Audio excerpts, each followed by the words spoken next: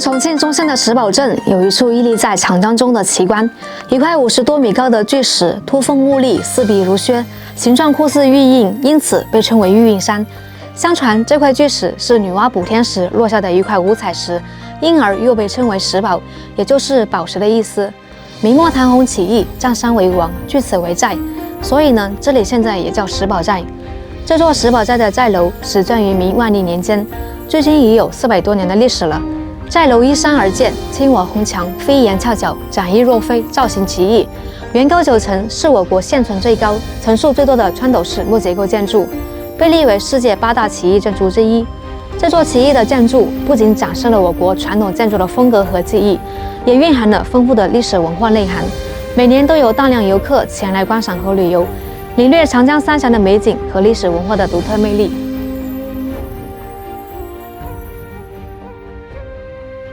大家好，我是小雪。現在呢，我們已經進入這個石寶寨了。進入石寶寨呢，首先需要購買門票，一個人的話是45一張。現在我們走上石寶寨去看一下。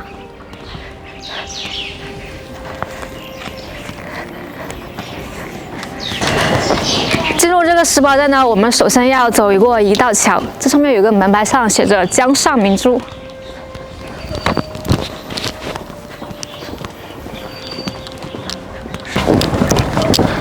这座橋應該是一座鐵索橋，上面呢鋪了有很多木板，走起來都是這種搖搖晃晃的。在這個橋底下呢，就是長江了。它原本在底下，它是有一條路可以通往這個石寶寨的。後來呢，因為修那個長江三峽水庫的時候，這個水位上升了100多米，後來那個路呢就沒有了。現在只能通往這個橋走過去。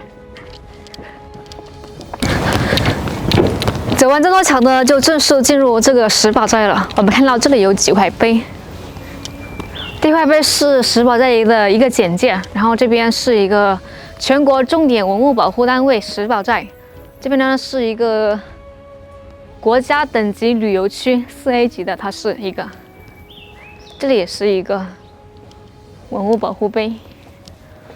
這邊呢就是它的一個入口，我們從這邊走過去。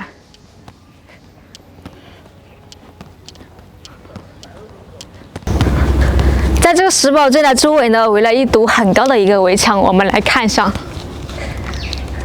這外面呢就是這個長江了。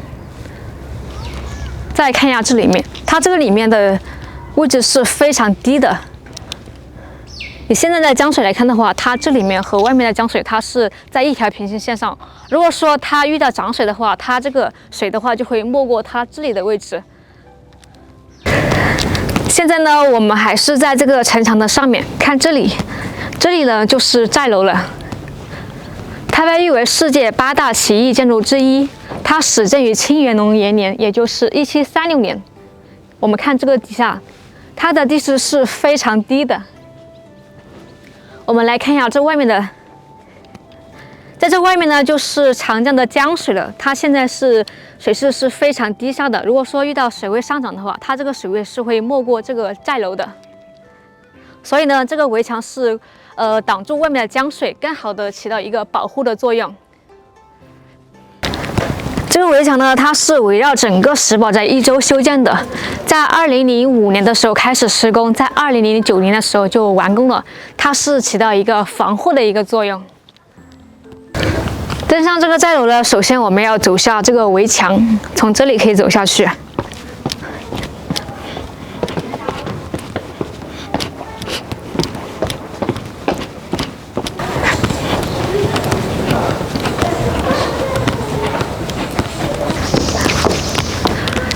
這裡呢有一個牌坊，上面寫着"必自卑"。它這個意思呢，不是要叫我们自卑的意思。它這個字呢，取自於《禮記·中庸》中的"登高必自卑，行遠必自貳"。意思說呢，就是登高要從低處開始，行遠的話要從近處起步。比喻人做事呢，要扎扎實實，循序漸進。我們來看一下這個牌坊，哇，這個歷史感非常的濃重。它這個牌坊呢，建於清道光年間。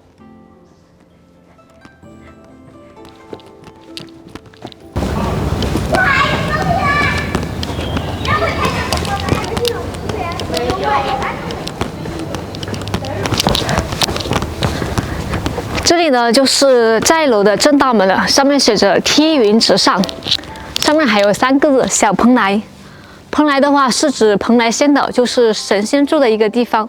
我們走進裡面去看一下。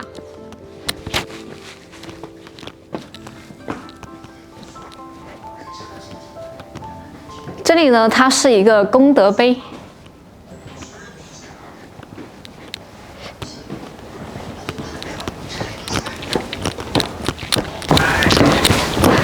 這裡呢也是一個功德碑，它還有一個稱呼叫做晴雨碑。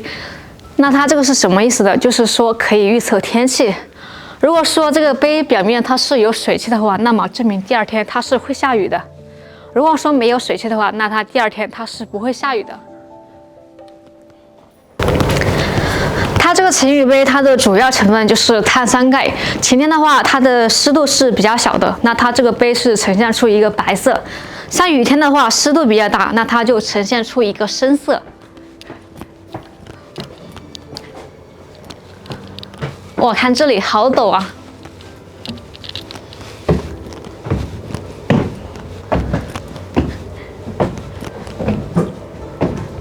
我們來看一下這個寨樓，看頂上，它這個是採用的一個穿斗式結構的一個建築。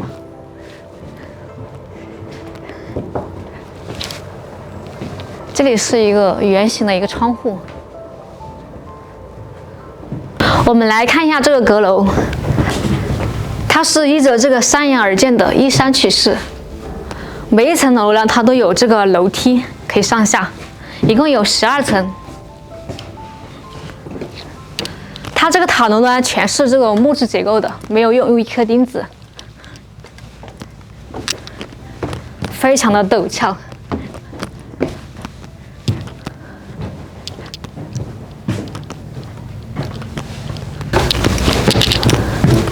每一層它內部結構都是不一樣的，看這裡，這裡它都被這個大石頭佔了很多面積啊，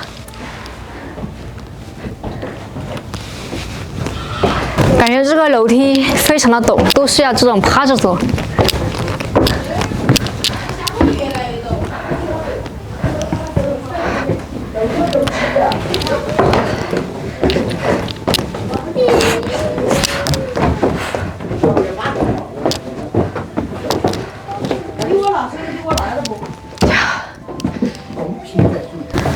现在呢，我們已經走到第7層了。這邊呢有個鏈子口，給你們看一下。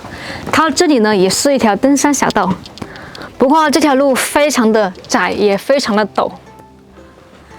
它這個寨樓呢，它始建於嘉慶24年，也就是1819年的時候。它這個以前它是沒有這個寨樓的，那它是怎麼登上這個山頂的呢？就是從這裡。我們也來體驗一下這個鐵鏈，還有這個路依舊還在。走這個路一定要小心。看這個階梯都還有這種磨損的痕跡。以前的人們呢，都是像我這樣手腳並用的攀爬上來。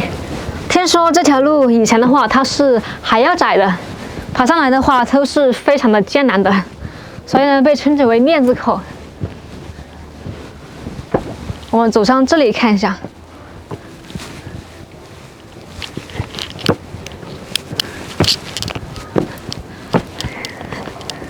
哇，這裡的風景真的是絕佳，可以俯瞰整個長江。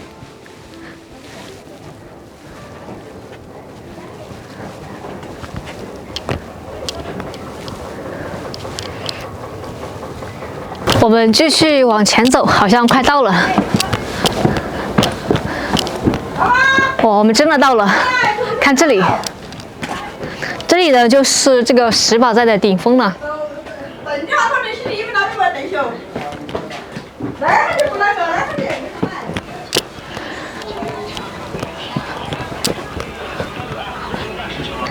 現在呢，我們就來到了天子殿。在天子殿的前面呢，有一個類似於井的一個建築物，上面寫着“鴨”字。我們看一下裡面，裡面呢是有一個洞口，它這個外面是圍了這個石頭的。相傳這個洞口呢，它是與長江相連的。每到春夏交替的時候呢，這個洞口裡面就會那種雲霧繚繞。那麼人們看到此景呢，就會非常的好奇這個洞口到底是連接哪裡。後來呢，有人在這裡呢放了一隻鴨子，並在這個鴨子上面呢做了記號。沒過多久呢，這個鴨子呢就從長江上面浮了出來，故稱鴨子洞。我們走進這個天子殿看一下，上面寫着“干雨凌霄”。它這個天子殿呢，總共分為大門、中殿、前殿和後殿組成。這裡的上面供奉了一個關聖大帝，關聖呢簡稱關帝，俗稱呢就是關公。走過這個前殿呢，就是中殿，上面供奉的是玉皇大帝。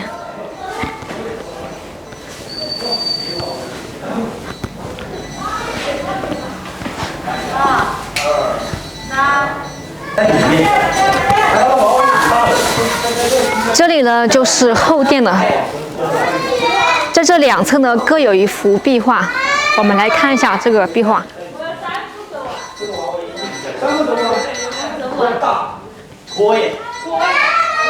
這上面描述的是八仙過海。我們再来看一下那邊左邊。你咱俩也在你们俩也。他长期的。这邊呢描述的是一個瑤池祝壽。在這個中間呢，還有一個橋，叫做愛河橋。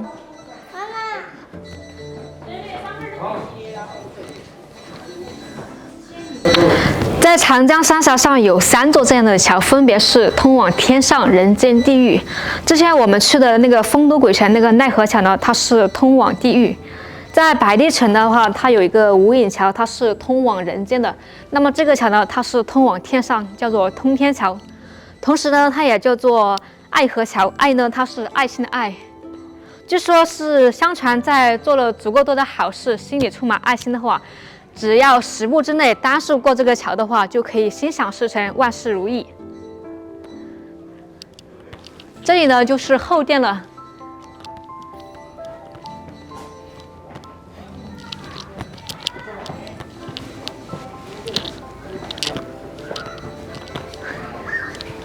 这裡面供奉的是一個王母娘娘。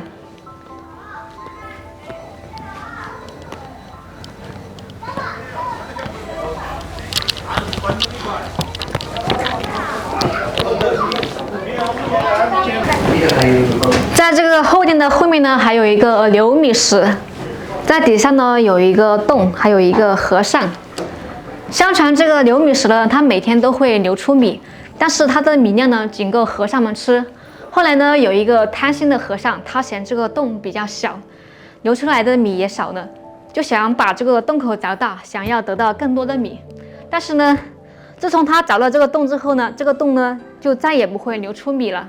真的是貪心的和尚沒有米吃，講的是佛家知足常樂的一個道理。我們再往後面看一下，這已經是最後面了。在這後面呢，有一個很寬的一個平台，在這個平台的一側還有一個炮台，這上面呢還有一個大炮，不過呢現在已經是屬於殘垣斷壁了。它最開始的話有3米多長，隨着時間的流逝呢，它好多已經生鏽了，好多都已經斷掉了，只剩下這麼一截。據史書記載，它這個炮台呢，它是建於清同治年間，那個時候是用來抗擊外來入侵者的。石堡在第4省要易守難攻，在戰爭年代一直都是兵家的必爭之地。